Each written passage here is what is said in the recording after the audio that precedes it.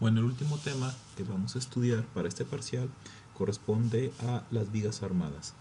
Las vigas armadas, como su nombre los dice, son fabricadas de dos o más piezas de material unidas para formar una viga simple. ¿Esto qué quiere decir? Que una viga armada se forma a partir de materiales que están disponibles comercialmente. El objetivo principal de lograr una viga armada es aumentar su sección transversal. El aumentar su sección transversal, como ya lo hemos visto, implica un segundo momento de área mayor y por lo tanto, en general, con un segundo de área, de un segundo momento de área, vamos a tener menores esfuerzos. Entonces, por ejemplo, estos tres ejemplos que se muestran aquí, A, B y C, son vigas en donde se forman o forman una sección transversal mucho más grande respecto a los elementos que están que lo componen, ¿no? Por ejemplo, esta pues se forma, es una viga rectangular formado por cuatro elementos con cuatro tiras de madera, por decir así. Estamos viendo la sección transversal. Aquí es hueca. En el inciso B pues tenemos una viga de sección rectangular formada por una serie de tiras de madera, ¿no? El inciso C pues es una viga de forma ni, formada o armada a partir de tres placas y unidas por soldadura, ¿no? Entonces hay que tomar en cuenta dos aspectos importantes en este análisis. Uno es que en principio estas vigas se analizan como si fuera un solo elemento rígido, o sea, que entre sí todo esté unido. Claro está, esa viga debe satisfacer los requerimientos de esfuerzos tal cual, como si fuera un elemento sólido. Esto básicamente es lo que se vio en las secciones anteriores, en donde vimos vigas de diferente sección, ¿no? Y consideramos como si fuera unida rígidamente, ¿no? En general, aquí también, sin embargo, aquí va a haber interfaces que nos van a preocupar o que tenemos que tomar con mayor atención. Por ejemplo, podemos tomar en cuenta la viga en I, pero estrictamente hablando, la unión de aquí, en donde está unida, no está hecho entre el metal de los patines y del alma, sino está con la soldadura. Claro está, si la soldadura tiene suficiente penetración, pues todo esto se va a unir, ¿no? O imagínense que esta viga está unida, la parte del alma y de los patines, por decir así, está unida no con pegamento, está unida, por ejemplo, con clavos. Entonces, los clavos pues se van a poner de forma discreta y esos clavos deben de tener la resistencia similar a la que tendría si esto estuviera unido rígidamente, ¿no? Por ejemplo, aquí la unión pudiera ser con pegamento, entonces pues debe de resistir a los esfuerzos tanto la madera como el pegamento. Entonces el primer paso pues es diseñar asumiendo que la geometría consiste de una sola pieza, como ya se hizo anteriormente, pero el segundo paso, se tiene que tomar en cuenta la forma en cómo se unieron esos elementos, ¿no? Y estos elementos pues deben de ser suficientemente fuertes, sobre todo para transmitir los esfuerzos cortantes, para resistir los esfuerzos cortantes, ¿no? Otro aspecto importante del por qué se utilizan vigas armadas, hasta cierto punto ya lo había mencionado, es lograr elementos mucho más grandes de los que se lograrían, por ejemplo, en una viga estructural de una sola pieza, ¿no? O sea, lograr una viga con una sección muy grande, lograrla de una sola pieza sería industrialmente muy complicado, ¿no? Imagínense las vigas de extrusión, por ejemplo, o el proceso de rolado para lograr una viga muy grande sería extremadamente complicado. Entonces, pues esta viga de sección muy grande se forma a partir de, de placas de acero, ¿no? O imagínense también, pues, una viga de una sección muy grande rectangular, pues implicaría un uso muy particular de la madera que en la mayoría de los casos resultaría inadecuado, ¿no? Entonces, a partir de tiras que pueden ser, no sé, de aglomerado o materiales en donde no es necesario tener un árbol de una sección transversal de este tamaño, sino árboles más pequeños, pues se pueden unir, ¿no? Creo que eso queda bastante claro. Bueno, para hacer el análisis de las uniones de la resistencia en cada una de las uniones se utilizará otra vez el concepto de flujo cortante. Antes de pasar a recordarlo, mostraré unos ejemplos un poco más ilustrativos de lo que son las vigas armadas, que en parte ya se habían analizado previamente, ¿no? Aquí se ven algunas vigas en donde, claro está, con elementos estructurales convencionales, al momento de unirse, pues logran una mayor sección. La mayor sección pues implica una mayor resistencia, ¿no? En la parte de aquí abajo se alcanza a observar pues bueno una viga armada y pues bueno se puede apreciar su gran dimensión y lo que implicaría fabricar una viga de este tamaño en una sola pieza dentro de una industria, ¿no? Obviamente, como ya lo he mencionado, esto será complicado y por lo tanto se hacen partes utilizando un medio de unión, ¿no? Es el objetivo principal de esta sección. Más que analizar la parte del material, en donde nos vamos a enfocar es en analizar la unión y determinar incluso cantidad de elementos de unión necesarios para lograr una cierta resistencia. Bueno, aquí vamos a analizar el flujo cortante, recordando el flujo cortante de donde obtenía. Este era un producto de una sumatoria de fuerzas debido al esfuerzo normal en un corte, digamos una sección MP, respecto a la sumatoria de fuerzas horizontales a partir del esfuerzo normal en un corte M1P1. Si recordamos que el esfuerzo normal depende del momento flector y el momento flector tiene una condición de variable, esto implica que entre la sección M y P, entre la sección MP respecto de la M1, P1, hay un cambio en el momento flector. Esto implica que también hay un cambio en el esfuerzo normal y por lo tanto la resultante que está por encima de nuestro corte arbitrario Y1 va a ser diferente. Si el momento flector es constante, entonces la resultante F1 y F2 serán iguales y por lo tanto la resultante F3 terminará siendo igual a 0. Pero en la mayoría de los casos, como ya lo hemos visto hasta ahora, el momento flector es variable y por lo tanto entre una sección y otra se tiene un incremento o un decrecimiento, ¿no? O sea, hay un cambio. Entonces, si hay un cambio, está implícito que vamos a tener una resultante F3. Si recordamos un poco ese análisis, voy a regresar a esa diapositiva, la teníamos acá. Cuando obtuvimos la fórmula del esfuerzo cortante, justamente se hizo a partir de la sumatoria de la resultante F1 respecto a la F2, en donde claro está, la diferencia tiene que ser F3. Entonces llegamos a este par de integrales, donde la resultante de la fuerza en la cara inferior del corte, F3, pues es el diferencial de momento entre el segundo momento de área por el primer momento de área. Acuérdense que esta integral era Q. Y por otro lado, al tener la suposición de que en todo el ancho, este corte que estamos viendo es un corte lateral, no estamos viendo la sección frontal, estamos viendo el corte lateral y por lo tanto a lo largo de X, pues bueno, tenemos un diferencial de X, ¿no? Entonces, si tenemos el esfuerzo cortante,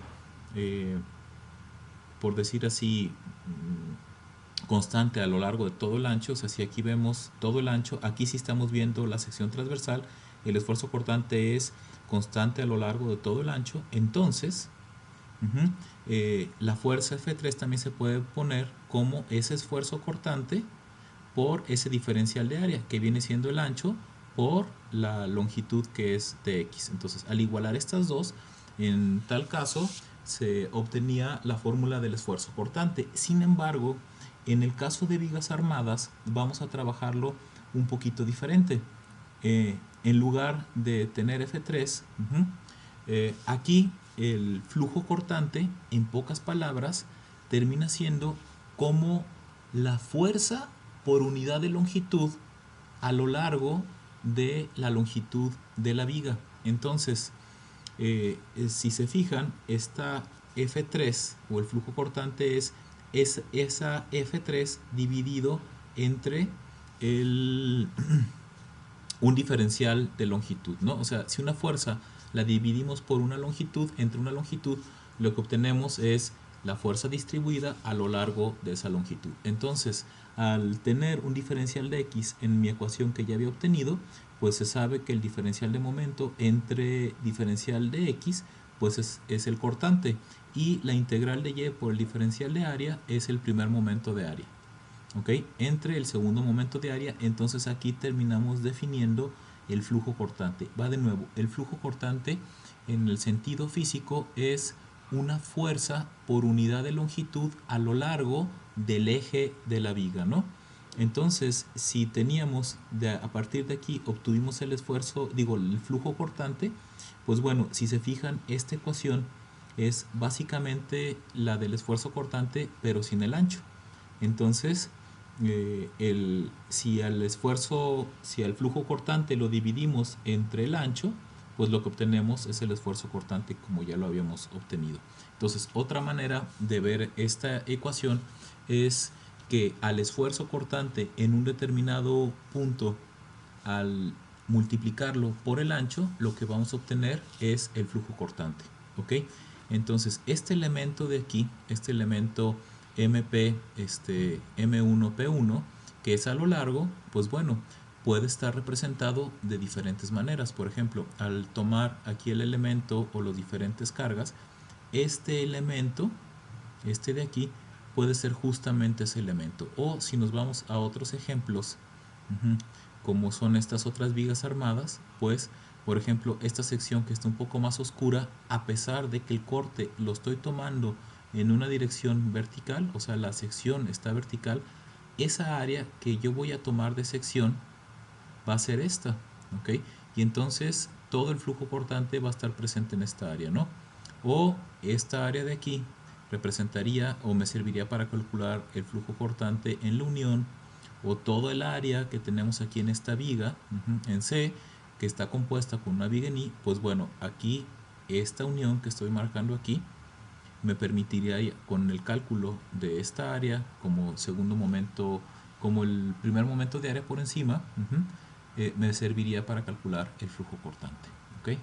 Entonces, bueno, en general es bien importante que ustedes entiendan que el flujo cortante, al fin de cuentas, es una fuerza por unidad de longitud. ¿Ok? Y esta fuerza nos va a permitir utilizarla para encontrar la resistencia o diseñar los elementos de unión en diferentes vigas armadas. Lo que sigue ahora es hacer algunos problemas.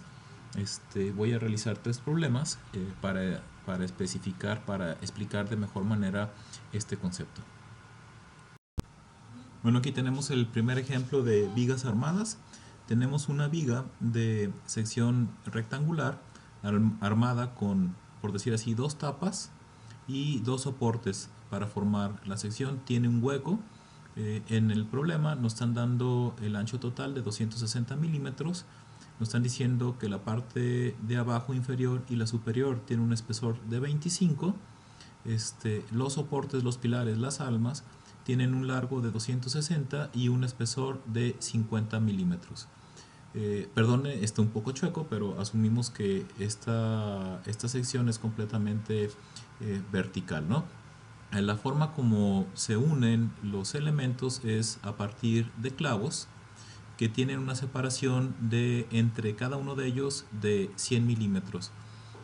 Vaya, digamos que esta separación, por decir así, si ponemos el clavo como el centro, significa que de un lado cada clavo tiene, digamos, una longitud que abarca de 50 para el frente y de 50 milímetros para atrás. Y el siguiente clavo obviamente va a tener 50 milímetros para el frente, 50 milímetros para atrás, de tal forma que entre cada clavo va a haber 100 milímetros de longitud. Entonces, la separación entre clavo y clavo puede verse también como, digamos, la longitud que abarca cada elemento de unión. Entonces nos están diciendo que está separada a 100 milímetros y cada clavo tiene una resistencia al cortante de 1200 newtons. ¿Ok? Entonces, como tenemos la resistencia al cortante y la separación, al dividir la fuerza entre la separación, tenemos en automático un flujo cortante, ¿no? Entonces aquí el flujo cortante lo tenemos y lo que nos están preguntando es cuál es la fuerza cortante máxima que aguanta esta viga, tomando en cuenta su unión a partir de clavos, ¿verdad? Entonces la unión se encuentra justamente aquí en donde lo estoy señalando con el cursor, que viene siendo la parte entre la parte superior y cada una de las columnas. Ahí está la unión que deben de resistir cada clavo, ¿no? ¿Por qué esa unión en particular? Porque bueno, la madera no está unida ahí, y si viéramos solamente esa sección, pues bueno, las secciones transversales de cada clavo es la que resiste al esfuerzo cortante debido a la flexión, ¿verdad? Entonces utilizamos tal cual la ecuación que habíamos visto acá, que nos dice que el flujo cortante es igual a la fuerza cortante por Q entre IZ, ¿verdad? Entonces el flujo cortante lo conocemos a partir de la resistencia y de la colocación de cada clavo, y nomás nos queda obtener el Q y el IZ de esa sección.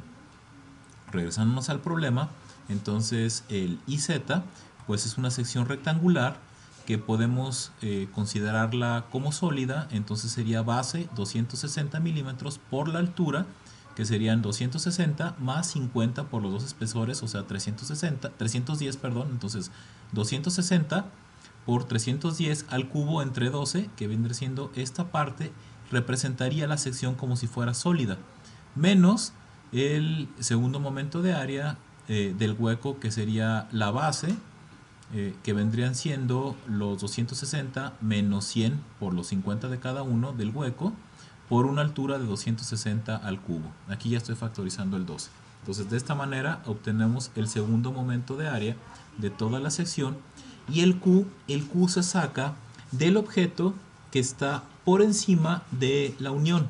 Entonces la unión está justamente aquí, como le mencionaba. Entonces este primer momento de área tiene que ser el primer momento de área de la parte que está por encima, o sea, de la parte o de la unión. Entonces aquí acuérdense que el primer momento de área pues era multiplicar el área por su distancia a su centroide de la referencia, que en este caso es la fibra neutra que tenemos aquí. Entonces es su área, que es 260 por 25 por la distancia de su centroide. Su centroide, este es un rectángulo, su centroide está a la mitad de su espesor, o sea a 12.5, y a ese 12.5 le restaría la mitad de los 260, que es de aquí a donde inicia esta pieza, que son los 130. Haciendo esta multiplicación obtenemos el primer momento de área, y pues simplemente sustituimos para encontrar el cortante. Ahora, este cortante que tomamos en cuenta, que se encuentra al tomar solamente cada clavo a 100 milímetros, estamos asumiendo que estamos tomando solamente una hilera, pero en realidad son dos hileras de clavo. Quiere decir que esto que encontramos aquí es la fuerza cortante tomando en cuenta solamente una hilera, ¿verdad? Y por lo tanto esa fuerza cortante la debemos de multiplicar por 2, ¿no? Otra alternativa es que, pues bueno, aquí tenemos que se ponen a cada 100 milímetros, y la fuerza por cada clavo son 1200 newtons, pero asumiendo que se están poniendo, digamos, en la misma longitud o la misma separación, pues bueno, en realidad tendríamos dos clavos cada 100 milímetros, y por lo tanto la fuerza cortante debería de ser de 2400, y llegamos directamente a este resultado, ¿no? Entonces aquí, como ustedes lo quieran ver, a mí se me hace fácil trabajar solamente con uno y después validar lo que sea con dos, pero igual el proceso nos llega al mismo resultado si tomamos en cuenta que en realidad se ponen dos clavos a esta separación debido a la arquitectura, a la construcción de esta viga, ¿verdad? Ahora, la siguiente pregunta que me pueden decir aquí, bueno, ¿y qué pasa con estos clavos de aquí abajo, verdad? Este, aquí, la verdad, este análisis que acabamos de hacer es exactamente el mismo que tendríamos en la parte de abajo, es simétrico, ¿ok? Recuerden que el esfuerzo cortante tiene un perfil cuadrático que se analizó hace algunas clases. Estoy aquí por ponerlo, si recuerdan, tiene un perfil. Entonces en este caso, en un determinado punto, pues va a tener un mismo esfuerzo cortante que en el punto de abajo. Entonces la fuerza cortante, si se fijan, no dependía de arriba y de abajo. La fuerza cortante es una propiedad o es la resultante de toda la sección transversal. Entonces esta fuerza cortante que estamos calculando en este problema, esta fuerza cortante es la fuerza cortante de toda esta sección. Y bueno, el análisis que hicimos fue de la parte de arriba, que nos daría el mismo resultado si hubiéramos analizado la parte de abajo. ¿Ok? Bueno, con esto finalizamos el primer problema.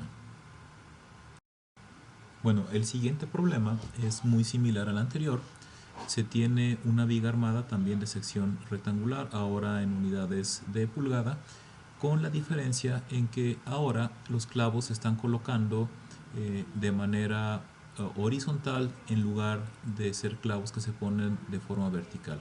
Este fue el problema anterior. Ahora digamos que las almas abarcan la totalidad de la altura, como lo podemos ver, y los clavos se ponen de manera lateral, ¿verdad?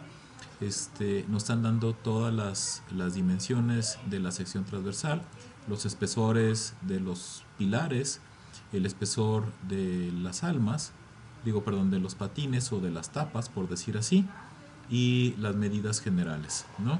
De altura y de ancho. Entonces nos están diciendo que los clavos que se colocan resisten una fuerza cortante de 30 libras. Ahora lo que nos están pidiendo es encontrar a qué espaciamiento debemos de poner cada clavo, si la sección transversal en su condición más crítica va a tener una fuerza cortante en dos incisos de 200 libras y de 300 libras. ¿Ok? Bueno, aquí el procedimiento respecto al IZ y al Q es similar. Y pues bueno, en este caso ya estoy asumiendo desde el inicio que el flujo cortante es por 2 debido a que tenemos dos hileras de clavos, ¿verdad? Entonces el flujo cortante, pues todo esto es el flujo cortante, este es el flujo cortante, por decir así, unitario, pero tenemos dos porque tenemos dos hileras, igual a la fuerza cortante por Q entre IZ, ¿ok? Entonces, pues el flujo cortante es la resistencia de cada clavo entre su separación. Entonces, igualamos esto entre la fuerza cortante que va por 2 porque tenemos dos clavos entre la separación. ¿Ok? Bueno, entonces aquí lo primero que tenemos que encontrar es el IZ y el Q. El IZ se encuentra de una manera igual a la anterior, que agarramos esto como si fuera una sección sólida de base de 3.375 pulgadas por su altura, que es 8 pulgadas al cubo entre 12, menos el IZ del hueco, que vendría siendo 3 pulgadas de base por 6.5 pulgadas al cubo de altura entre 12. ¿Okay? De ahí nos da el 75.34 pulgadas a la cuarta. Ahora, el punto aquí que hace referencia de este problema es que el Q no se va a tomar exactamente de la misma forma que se tomó este. ¿Por qué? Porque en este caso el elemento que está por encima de mi unión pues sí era este rectángulo, pero ahora el elemento que está en mi unión es la parte interna, ¿sí? Es el rectángulo interno, ¿no? A pesar de que tengo aquí o que tendría un ancho de 3.375, como acá es el equivalente al 260, pues bueno, esta sección o la sección de las paredes no se toma en cuenta porque en esa sección no va a actuar el esfuerzo cortante, solamente actúa el esfuerzo cortante en la mera unión, que es la que delimita este rectángulo de 3 pulgadas por 3 cuartos de pulgada de alto. Entonces aquí regresamos al mismo concepto. El Q es el Q de esta sección y es el área por la distancia de su centroide a la fibra neutra o al centroide de la figura general, ¿no? Entonces es 3 por 0.75, esto representa el área, más su centroide. Y su centroide pues serían los 3.25, que es la mitad de más la mitad de 0.75, y de ahí nos da el 3.625 pulgadas, lo que nos resulta en 8.156 pulgadas al cubo. Entonces, ya teniendo IZ y Q y habiendo ya planteado el flujo cortante, pues lo único que nos falta es despejar la separación, ¿no? Entonces aquí encontramos que cuando tenemos una fuerza cortante de 200 libras, la separación es 2.77, y si tenemos una fuerza cortante de 300 libras, la separación es 1.847. Esto es razonable. ¿Por qué? Porque si tenemos una fuerza cortante mayor, esto va a implicar una separación menor, y una separación menor pues implica una mayor cantidad de clavos, lo que es congruente a tener una mayor cantidad de clavos para resistir una fuerza cortante mayor, ¿verdad? Ahora bien, algo que me gustaría mencionar aquí es que esta fuerza cortante, ¿sí? Como lo habíamos visto en temas pasados, pues la fuerza cortante es variable a lo largo de la longitud de toda la viga, ¿verdad? Entonces aquí nos lleva a la pregunta de cuál fuerza cortante tenemos que utilizar. Y pues bueno, en este caso, tendríamos que utilizar la fuerza cortante máxima, ¿verdad? Ahora, una posible duda que pudiera salir es, bueno, muy bien, utilizo la fuerza cortante máxima, y entonces pues esa fuerza cortante debería de variar, y entonces en teoría al variar la fuerza cortante, digamos, a una zona de menor fuerza cortante, pues en teoría la separación de los clavos debería de variar, ¿cierto? Eso es correcto. Sin embargo, piensen en el sentido práctico.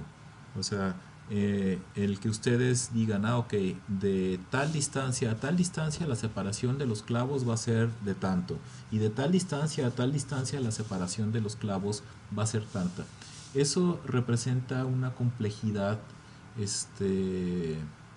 bastante interesante a la hora de la manufactura, y sobre todo a la hora de que eso se ejecute, ¿no? Es muy fácil en este aspecto que termine, pues no sé, un trabajador, un obrero poniendo los clavos, y nosotros como ingenieros nos vamos a ver muy bonitos pidiéndole una separación variable de la colocación de los clavos, ¿no? Entonces, en este aspecto lo que se hace es que se elige la separación crítica, y esa separación crítica se pone para lo largo de toda la longitud. ¿Esto qué implicación tiene? Pues bueno, la implicación principal es que seguramente se van a poner más clavos de los que realmente se necesitan.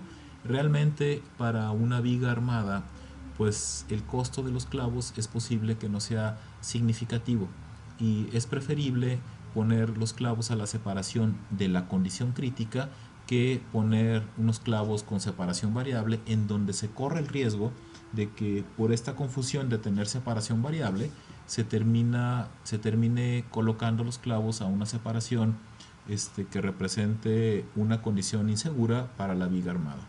Entonces aquí, concluyendo, pues ojo, toman la fuerza cortante debido al soporte y debido a las cargas, la que sea máxima, y a partir de ahí ustedes definen una separación de diseño entre cada clavo, de tal forma que esa separación aguanta la fuerza cortante máxima. Esa fuerza cortante máxima representa solamente un punto o una zona de todo a lo largo de la viga, pero al soportar esa fuerza cortante máxima, pues bueno, es claro que soportará las fuerzas cortantes máximas de los demás tramos de la viga, que en tentativa pues será menor.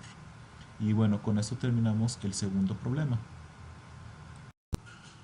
El último problema que analizaremos es una viga armada que tiene una sección en T, donde de igual manera nos están dando las dimensiones de cada elemento.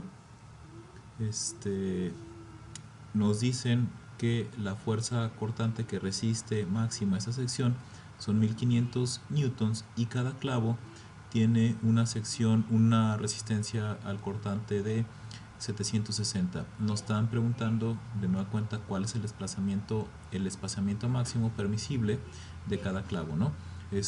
La viga en T se une por clavos que están posicionados verticalmente. Bueno, este problema tiene una complejidad, como ya estarán tal vez pensando, principal, en donde el centroide no está definido. Hay que encontrar el centroide, hay que utilizar el eje del teorema de los ejes paralelos, porque los segundos momentos de área de base por altura al cubo entre 12 están relacionados con el centroide de cada uno de estos rectángulos, pero no con el centroide de la figura general. Entonces, el primer paso que tenemos que hacer es encontrar cuál es el centroide, ¿verdad? Recordando esto, acuérdense que el centroide, por ejemplo, en esta clase de vigas, pues asumimos, sin temor a equivocarnos, que dado que esta es simétrica respecto al eje Y, pues el centroide se va a encontrar en algún punto vertical de este eje Y o del plano medio, ¿verdad? Entonces voy a poner mi origen en el centro de esta viga, justamente en la parte de abajo, y a partir de ahí voy a hacer mi cálculo. Si recuerdan, el centroide se calculaba a partir de la suma de todos los primeros momentos de área entre el área total. Entonces separo mi viga en dos rectángulos. El superior, que tiene 240 milímetros por un espesor de 60, y el otro que tiene una base de 60 por una altura de 260 milímetros, ¿no? Son dos elementos iguales dispuestos en una posición en T.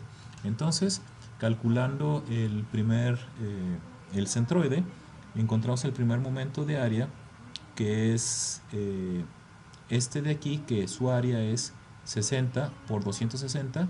Ya aquí ya está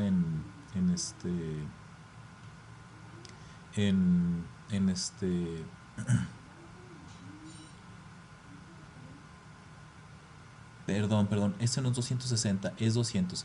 Y aquí está la base .06, que ya está en metros, 60 milímetros por 200 milímetros, por la distancia a su centroide. Como esto es un rectángulo, pues su centroide va a estar a 100. Entonces aquí tenemos 100 milímetros o 0.1 metros, más el área de arriba, que es 0.6 por 0.24, por la distancia desde mi referencia hasta su centroide.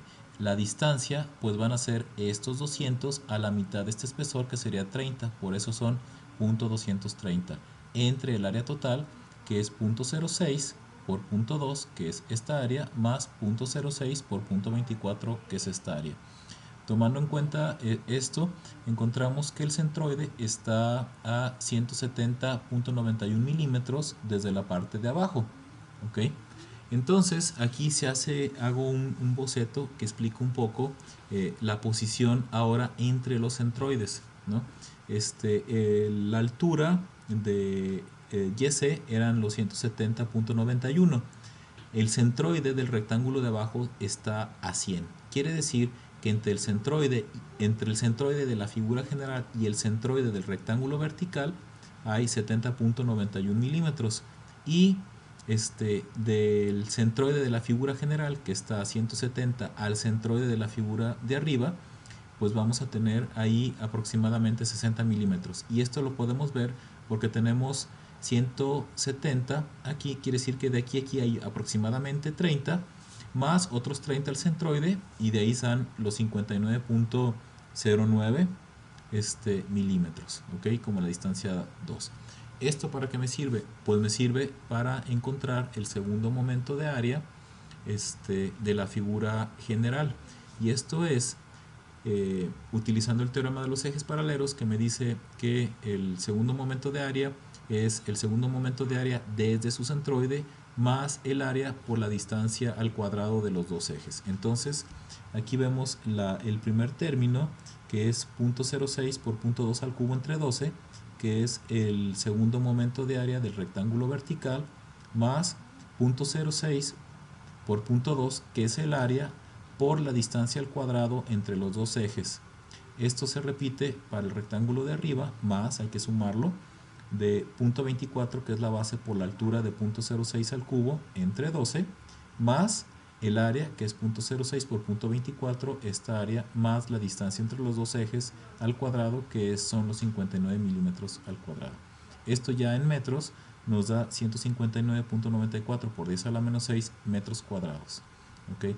Ahora, lo que seguiría sería el cálculo del primer momento de área. El cálculo del primer momento de área desde el centroide y en dónde está unida la sección. Entonces, el primer momento de área que tenemos que calcular es este rectángulo que tiene una base de 60 por 240 que tenemos aquí, por la distancia del centroide que está a 170, más este rectángulo que terminan siendo los mismos 59.09 que ya habíamos calculado.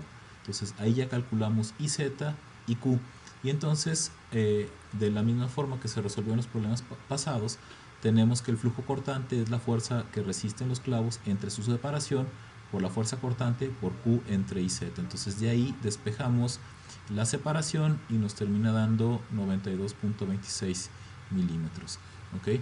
Entonces aquí lo que tenemos que resaltar se sigue el mismo procedimiento, simplemente lo que complica este problema es que su centroide no corresponde con el centroide de la figura, el centroide de las piezas no corresponde con el centroide de la figura general, y tenemos que utilizar el teorema de los ejes paralelos.